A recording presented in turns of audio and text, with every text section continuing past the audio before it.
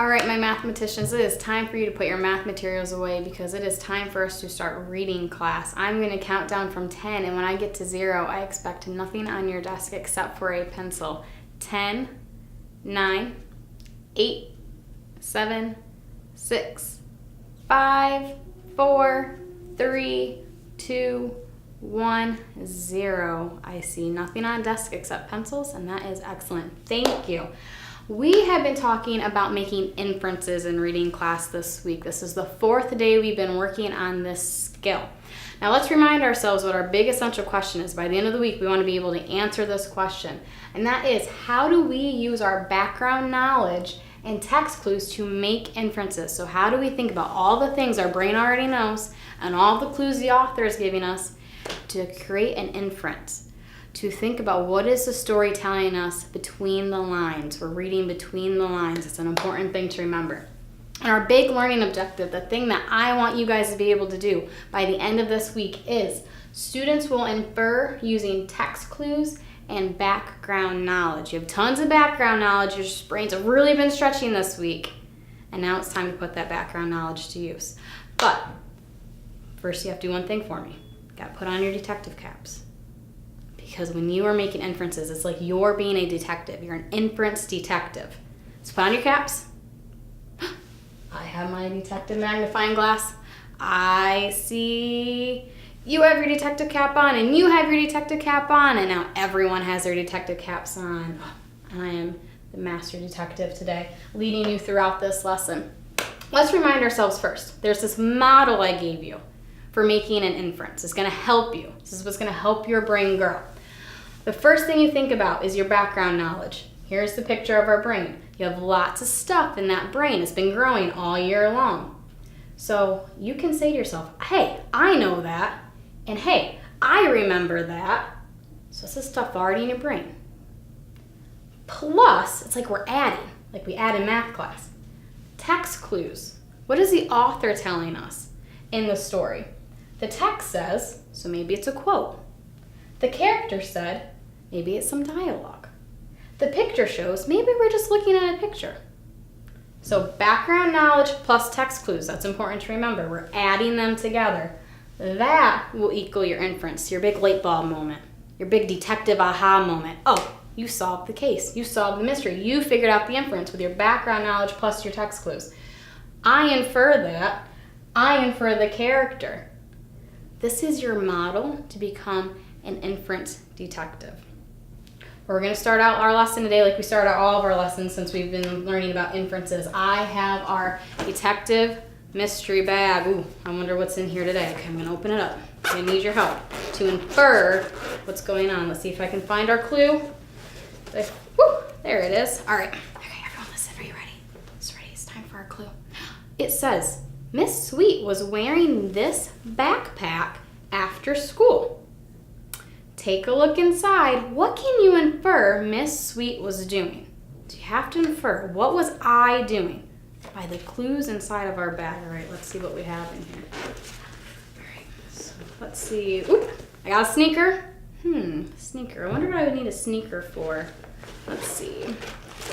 Oh, I have a chocolate chip granola bar. Maybe I was hungry. Water bottle. Must have been thirsty. What else? One more thing in here. Ooh, a tennis ball. All right, let's think. Okay, we've got our detective caps on. Let's think about this for a minute. What can we infer from the clues inside of the bag? All right, let's think about our background knowledge first. What do you know about me? What do you know about Miss Sweet? What do you know about me? All right, you know that I like to play sports sometimes. Okay, what else do we know about me? Oh, okay, we know that I like to be outdoors a lot. Anything else we know about me? Yes, we know that I used to play tennis. Hey, isn't there a tennis ball inside this bag? So that's a clue. A tennis ball's inside our bag. So what can we infer? We had sneakers. Do we wear sneakers when we play tennis? Yes, we do. Do we need a tennis ball when we play tennis? Yes, we do. So what can we infer from our mystery bag? What do you think? Talk to your partner. Are you thinking about it in your brain? Turn and talk to your partner. I'll give you a couple seconds. All right, What was I doing? What was I doing? Yes, what do you think I was doing? You infer that I was playing tennis. Guess what? You solved our mystery of the day. I was playing tennis. Did I put a tennis racket in our bag? No, I did not. I made your brain stretch. You had to use your background knowledge in me and the clues inside our bag to infer what I was doing. And you are correct. I was playing tennis last night. All right, great job, my detectives. Guess what? Did you know that science can help your reading brains grow? And it can help you make inferences because science gives you background knowledge. In science class, we've been talking about worms this week, and worms and all the wonderful things they do for our earth. And yesterday we read the story, A World of Worms, by the core coaches. It gave us all this information. So if it's information and it's true, then it is nonfiction. So we read our nonfiction story yesterday in science class, all about worms. Oh, we learned things like they can loosen the soil, they bring nutrients to the surface. We even learned that some people don't like worms. We learned all that knowledge yesterday. We added to our background knowledge. Well, today, what we're going to do in reading class, we're going to keep practicing our ability to look for text clues added to our background knowledge to make our inference. And we are going to do that with a very special story. It's one of my favorite stories. It is the Diary of a Worm. Hey, can a worm write with a pencil? No, a worm can't write with a pencil. So if a worm is writing with a pencil, then that means this is a fictional story. But we're going to use our nonfiction story from yesterday to help us make inference in our fiction story today. Here's our plan. Here's going to be our learning plan for the day. I'm going to model for you how to make an inference using our background knowledge plus text clues equals inference model. And we're going to use this graphic organizer. You have a spot for background knowledge plus the text clues plus the inference. We're going to use this graphic organizer. I'm going to model as I read the story. Then we're going to do a few of them together, and then you're going to do them all by yourself, because by the end of the lesson, you're going to be even better inference detectives. Each one of you is going to get a special card. Some cards are yellow, some cards are pink, some cards are blue. When you are given this card, do not switch with a partner, because I know what card you had. And when I collect your independent graphic organizer, I need to make sure that you use the same card that I gave you. And here's what the cards say. Number one, if you get the bluish green number one card, it says, when you make an inference, you use background knowledge and text clues to make a guess. How do you think Worm was feeling when he said he didn't like being a worm? That's our number one card. Number two, the pink card. Think about what you know about worms. Why do you think the worm dug deeper on the start of fishing? Use pictures to help. Number three, why can we infer the worm is digging tunnels in the story? That is number three. So think about those as I'm reading the story, and then you'll get your card when you do this independently. All right, let's get started. Diary of a Worm, from the author of Click, Clack, Moo, Cows That Type, Doreen Cronin.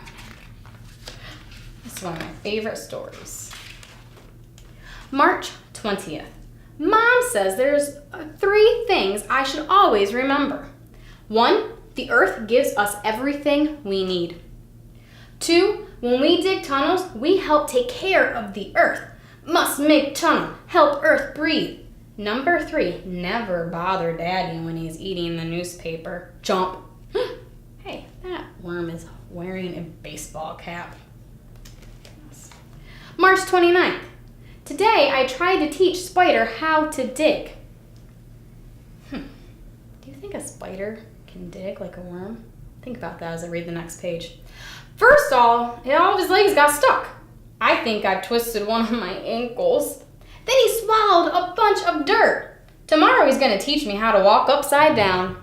I give up. March 30th. Worms cannot walk upside down. Didn't we read that in our informational text yesterday, our nonfiction text? April 4th. Fishing season started today. We all dug deeper. I know that worms dig deeper when it's fishing season because people like to use worms for fishing bait.